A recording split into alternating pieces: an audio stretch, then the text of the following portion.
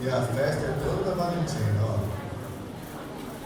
Assim fica feio, Valentina, vai ficar feio na foto, justo aí.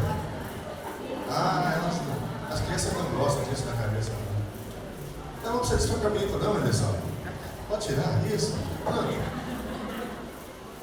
Bom, a gente vai aqui agora. Eu, o casal, né?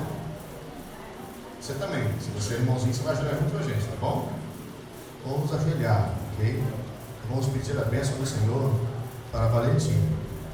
E que Deus possa nos ajudar nesse momento a representar bem, nessa hora, a função do ministro, porque essa responsabilidade é muito grande.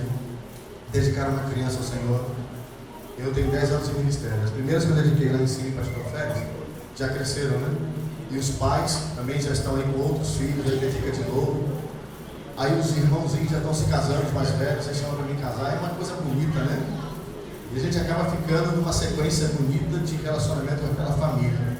E aí só se acaba quando acabar esse mundo e começar a eternidade. E aí vai ser muito mais bonito.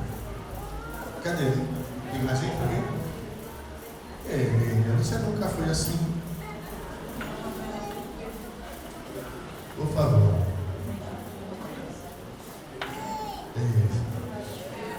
Anderson, vamos nos olhar?